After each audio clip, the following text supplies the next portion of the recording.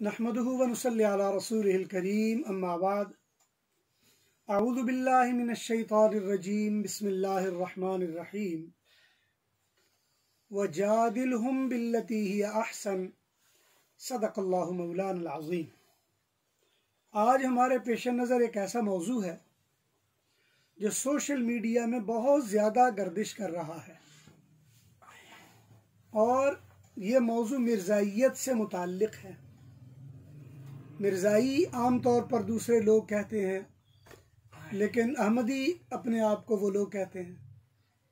उनकी नज़रों में अहमदी, दूसरों की नज़रों में मिर्ज़ाई। उनके घर में या उनमें एक ऐसा मसला चल पड़ा है कि जिसमें तनकीद करने वाले भी तनकीदें कर रहे हैं और वजाहतें पेश करने वाले भी वजाहतें पेश कर रहे हैं, लेकिन हमारा नुक्ता नज़र बिल्कुल मुख्तलिफ है।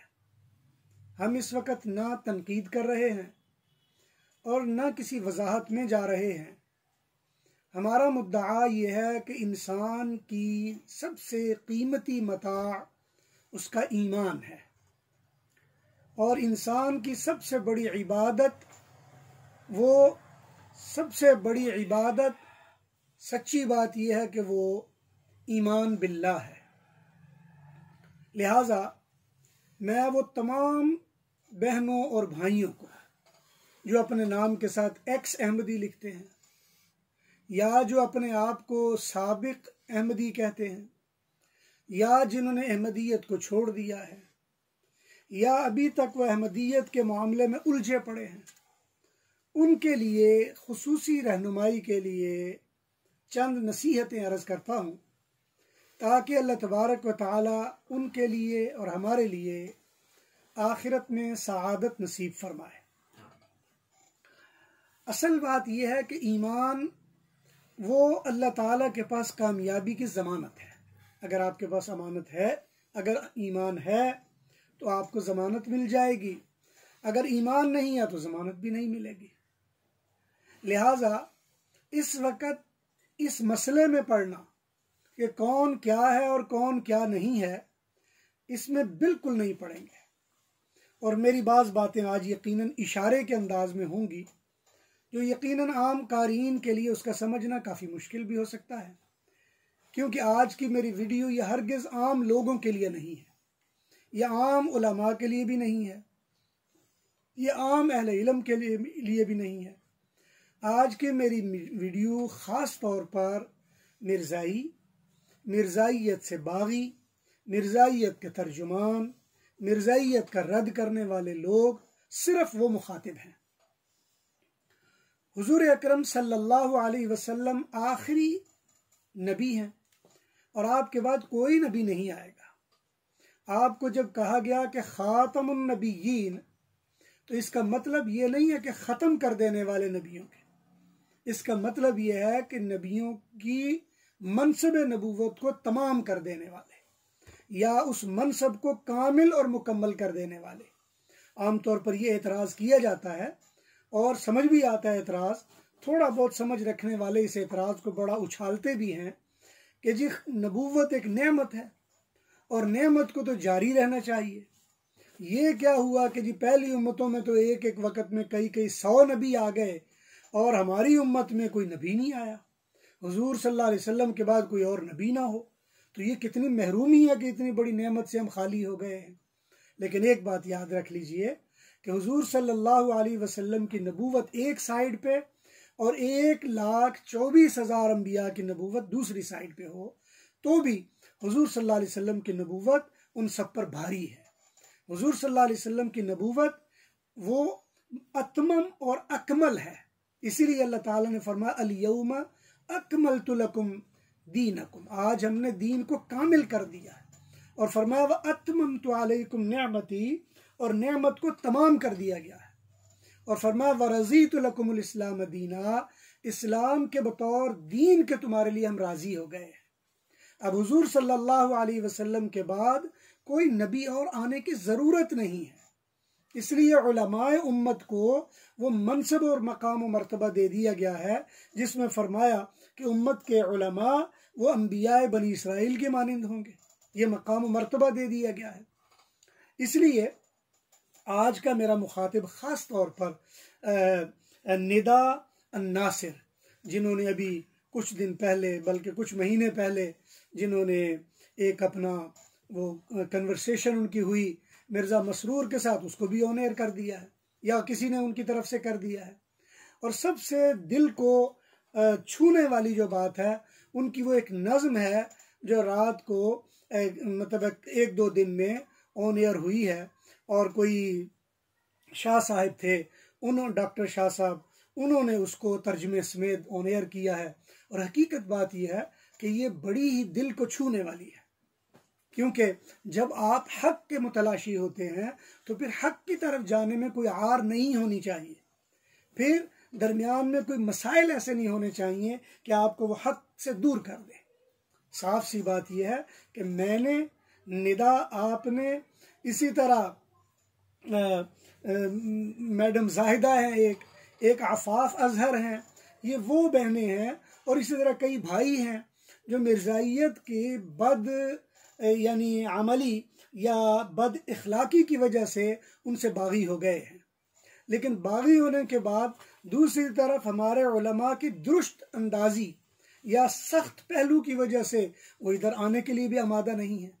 लेकिन हकीकत बात यह है कि दीन इस्लाम ये उतना ही मेरा है, उतना ही किसी आलिम का है, उतना ही किसी दूसरे बंदे का है, और उतना ही आफाफ बहन या निदा बहन ये आपका भी उतना ही है। इसके लिए आपको कहीं से सर्टिफिकेट लेने की ज़रूरत नहीं है, आपको सिर्फ नियत करके वो कदम उठाने की ज़रूरत है कि जिसमें आप हुजूर सल्लल्लाहु अलैहि वसल्लम की नबूवत और आपके दीन की तकमील और उसके बाद किसी और नबी के न होने का इकरार करना है। आपने ईमानियात का इकरार करना है और किसी और को नबी, किसी भी सूरत का नबी नहीं मानना है आपके। हाँ, ये बड़ा इस बात की तरबियत दी जाती है कि उलमा की जितनी बुराई की जाए कम है। उलमा या मौलवी कह कह के इसकी इतनी बुराई की जाती है, हत्ता कि मिर्ज़ा ग़ुलाम अहमद साहब ने भी किसी जगह लिखा, जी 14वीं सदी के जो मौलवी होंगे वो ऐसे होंगे। हालांकि ये कहीं हदीस में नहीं है, लेकिन ये मेरा मौजू नहीं। लेकिन मसला ये है कि मौलवियों से बगावत करके रबियों या मुरब्बियों के चुंगल में फंसना, ये भी तो कोई दानिशमंदी नहीं है। आपके मुरब्बी वो भी मौलवी ही हैं, और उनका किरदार भी शायद मौलवियों से ज़्यादा ही गया गुजरा है। अगर 1, 2, 3, 5, 7 मौलवी आपको ऐसे मिल गए या लग गए जिन्होंने आपका दिल तोड़ दिया है, लेकिन याद रखें ये दीन मौलवी का नहीं है, ये दीन अल्लाह का है। इन्ना दीन इंदल्लाहिल इस्लाम, ये इस्लाम अल्लाह का दीन है। और आपका काम ये है कि आप बजाय इसके कि एक ऐसे यानी निज़ाम को ठीक करने की फ़िक्र करें जो यकीनन ठीक नहीं होगा। ग़ुलाम अहमद कादियानी ने जिस निज़ाम की बुनियाद रखी, और आज मिर्ज़ा मसरूर या दूसरे जो मुद्दाइयान नबूवत कई पैदा हो चुके हैं, ये सारे के सारे जो पहलू लेकर चल रहे हैं, इन सब में ऐसा नहीं है कि ये लोग कोई ठीक होने की तरफ जाएंगे। ये ठीक होने की तरफ नहीं जाएंगे, न इनका ठीक होने का कोई मामला है, न ठीक होने की तरफ इन्होंने जाना है। ये अपने एक मिशन पर चल रहे हैं, और आप अगर उनको ठीक कर रहे हैं तो गोया आप उनका मिशन बदलना चाह रहे हैं। ऐसा नहीं होगा कि वो मिशन को बदल ले। इसलिए बेहतर ये है कि आप अपनी आक़िबत की फ़िक्र करें, और आप अपनी आक़िबत की फ़िक्र में ऐसा नहीं है कि आपको किसी नए के साथ बैत करनी होगी। ये हमारे यहाँ बैत एक इख्तियारी चीज़ है। अगर आप किसी सिलसिले में बैत होना चाहें तो हो भी जाएं, वरना आप आज़ाद हैं। आपको चंदे मंदे देने के लिए किसी सर्टिफिकेशन लेने की ज़रूरत नहीं है, बल्कि ये आप अल्लाह के रास्ते में अपने हाथों से किसी भी ज़रूरतमंद को सदका दे सकते हैं, तो सदका दे दीजिए। इसलिए आज आप जितनी कोशिश और जितनी तगोदो कर रहे हैं कि लोगों को ठीक करें, वो ठीक नहीं होंगे। कोई शाह हो या कोई लुकमान हो या कोई हो, ये ठीक होने वाले लोग नहीं हैं। अगर ये ठीक होने वाले होते तो आपने क्या सीरतुल महदी नहीं देखी? मिर्ज़ा बशीरुद्दीन महमूद ने 3 जल्दों में मिर्ज़ा ग़ुलाम अहमद कादियानी की वो सारी बातें रिवायत के अंदाज में जमा की हैं। क्या उसमें मिर्ज़े के किरदार को नहीं देखा जा सकता? तो मिर्ज़ा साहब का औरतों से दबवाना और ये सारे काम क्या उसमें मौजूद नहीं है? ये छुपी हुई बातें नहीं है। मेरा ये मौजू नहीं, मैं इधर जाना नहीं चाह रहा। अगर आपकी नज़रों से ये बातें गुजरी हैं, और ये तो ज़ाहिर बात है, बेटा बशीरुद्दीन महमूद मिर्ज़ा गुलाम अहमद कादियानी की बातें लिख रहा है, वो तो छुपी हुई चीज़ें नहीं है। क्या उसके बाद शहर सदूम जो किताब छपी वो किसी से छुपी हुई है? क्या तारीख़ महमूदियत वो किसी से छुपी हुई है? क्या इसके अलावा रबवा का पोप ये किसी से छुपी हुई है? ये वो ज़ाहिरी किताबें हैं जो छप कर हर बंदे को बता चुकी हैं कि अंदर में क्या है। अगर आज आप में से किसी का दिल दुख गया है, और हकीकत बात यह है कि जो मेरा मुशाहिदा है कि लजना की तंजीम तो बनाई इसलिए गई है कि वो समझते हैं इनको सेक्स डॉल के तौर पर इस्तेमाल किया जाए, इसके अलावा उनके सामने कोई मिशन नहीं, कोई मकसद नहीं है। और आपको ऐसे वाक़यात हर हर घर में मिलेंगे, हर हर जगह पर मिलेंगे, हर हर कम्यूनिटी में मिलेंगे।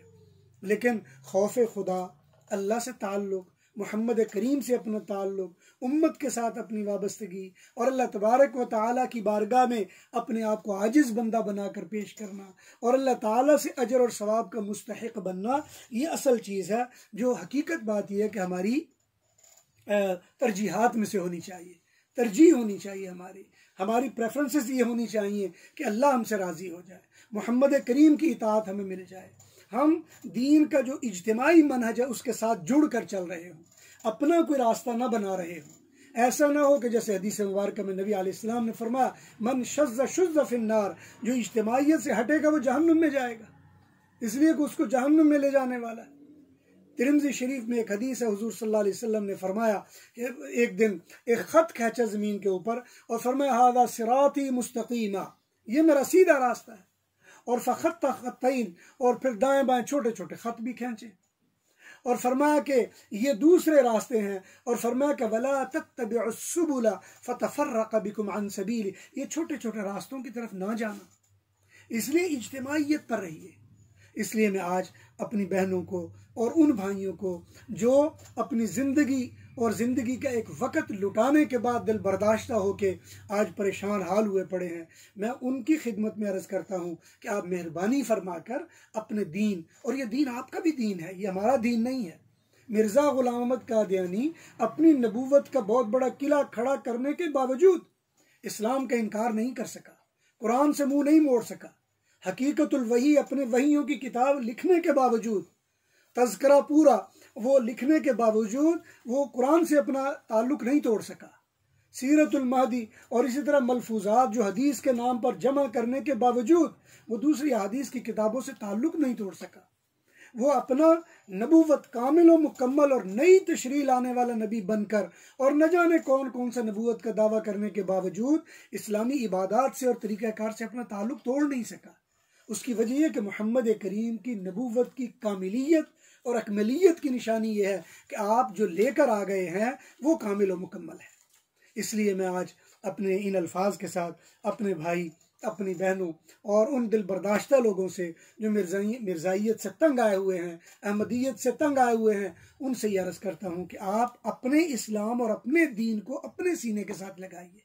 आप अपने आप को मिर्ज़ा मसरूर, मिर्ज़ा ताहिर या बशीरुद्दीन या मिर्ज़ा नासिर या किसी और खलीफा या गुलाम अहमद कादियानी उनके साथ जोड़ने की ज़रूरत नहीं है।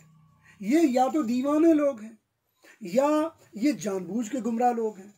बल्कि बाज़ जगहों पे तो मैंने यहाँ तक पढ़ा कि इनको बाज़ लोगों ने मुल्हिद तक कहा, बल्कि अपने आप को मुल्हिद तक कहा करते थे ये लोग। लेकिन इस वक्त ये मेरा मौजू नहीं, मेरा मौजू ये है कि मोहम्मद करीम के दामन से अपने आप को वाबस्ता कर लीजिए, और उसमें यकीनन आपकी, मेरी और हर उस इंसान की कामयाबी है जो इखलास के साथ अपना ताल्लुक़ जोड़ता है। वाक़ूलु क़ौली हाज़ा अस्तग़फ़िरुल्लाह ली व लकुम व लिसाइरिल मुस्लिमीन।